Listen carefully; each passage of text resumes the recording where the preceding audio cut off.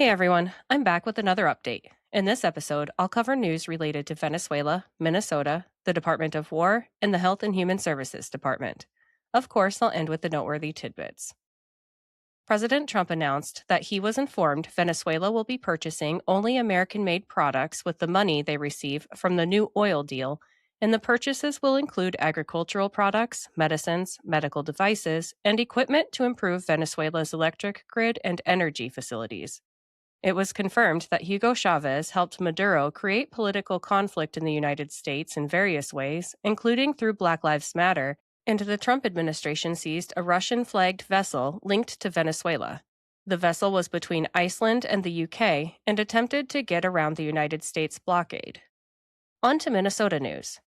January 7th, a major incident occurred in Minneapolis involving U.S. Immigration and Customs Enforcement agents during a large-scale immigration enforcement operation. This was part of a broader Trump administration crackdown, with the Department of Homeland Security deploying around 2,000 agents to the Minneapolis-St. Paul area, described as the largest DHS operation ever, partly in response to allegations of fraud involving some Somali community nonprofits. The key event was a fatal shooting around 9:30 a.m. in a residential neighborhood in South Minneapolis, in which a 37-year-old U.S. citizen named Renee Good was shot and killed by an ICE agent. At the time, ICE agents were conducting targeted immigration enforcement.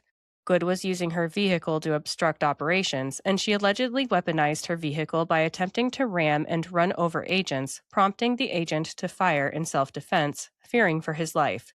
Good was shot in the head, crashed into a parked vehicle, and died at Hennepin County Medical Center despite efforts to save her. Minneapolis police secured the scene, took over, and helped remove ICE agents amid growing crowds. The aftermath escalated quickly. Hundreds, and later thousands, gathered in protests and vigils at the scene, chanting against ICE, throwing snowballs and other objects, and blocking streets. Agents reportedly used pepper spray or other irritants and pepper balls to disperse crowds. Tensions rose between state and local officials, and federal authorities and the Minnesota Bureau of Criminal Apprehension reported being denied access to evidence by the FBI after an initial joint investigation agreement. Governor Tim Walz prepared the National Guard for potential activation and asked protesters to please remain peaceful. Attorney General Keith Ellison, on the other hand, demanded ICE leave before they face more violence, and it was confirmed that Renee Good had been stalking and harassing ICE all day before the incident in which she was shot. As for the ongoing fraud investigations in Minnesota, the Minnesota Speaker of the House said a red wave is required to clean house because, in her words, any Democrat they put in to run in 2026 is part of the problem and will be a Tim Walz third term. The U.S. House is actively investigating whistleblower retaliation by Governor Walz and Minnesota Attorney General Keith Ellison, and Minnesota Representative Kristen Robbins testified before Congress and confirmed Walz's administration accused credible whistleblowers of racism against Somalis simply because they opposed the fraud.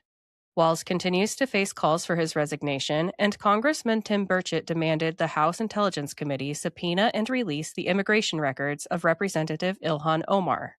Congresswoman Nancy Mace moved to do just that, as well as the immigration records of Omar's brother, who she is accused of marrying in an immigration fraud scheme. Let's switch to news related to the Department of War. President Trump ordered steep pay cuts for defense executives and said he will no longer permit dividends or stock buybacks until these entities start investing in production versus solely enriching themselves.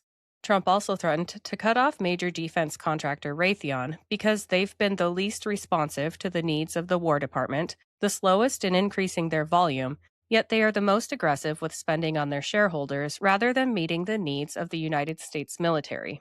Furthermore, Trump called to increase the U.S. military budget to $1.5 trillion in 2027, and he said with the money coming in from tariffs, the funds could easily be met so that our country can finally build the dream military we have long been entitled to and, more importantly, that will keep us safe and secure regardless of foe.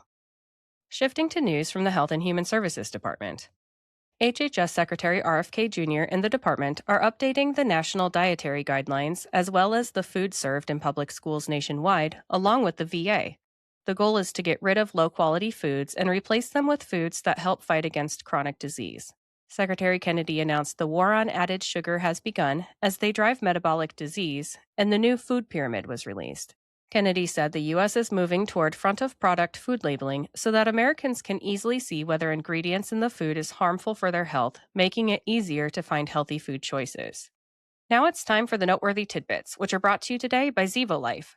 Let me tell you about them quick. Looking for a game-changing way to improve your health? Zevo Life is the world's most nutrient-dense whole plant, packed with over 50% plant protein, essential amino acids, fiber, and antioxidants.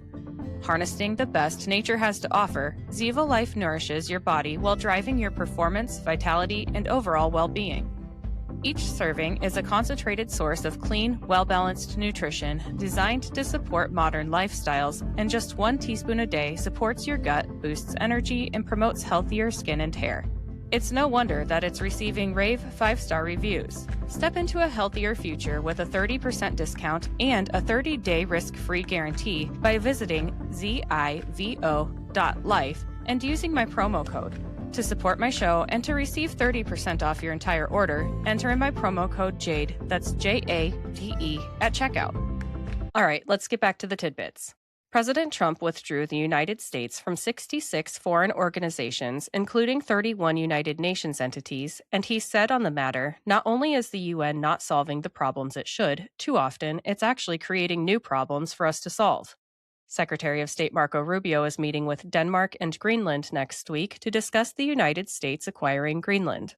President Trump announced he is taking steps to ban large institutional investors from buying more single-family homes and that he will be calling on Congress to codify it. Transportation Secretary Sean Duffy confirmed that Alaska Airlines placed its largest ever order with Boeing in the United States. President Trump will be delivering the 2026 State of the Union on February 24th. The U.S. House voted to advance the Democrats' bill to give billions of dollars to big insurance companies through Obamacare. President Trump announced Colombian President Petro called him to talk about the drugs coming into the United States and other disagreements, and Secretary Rubio will line up a visit between the two presidents, which will take place at the White House. Democrat State Senator Michaela Cavanaugh was caught tearing down the PragerU Founders Museum exhibit at the Nebraska State Capitol. The exhibit was a Declaration of Independence signers poster that was there for America 250, and Cavanaugh tore down other historic exhibits as well. That's all I have for today. I'll be back with another update soon. Until then, please like, subscribe, and share this podcast, and follow me on Instagram and X at Shades of Jade Pod. Thank you for listening and have a great day.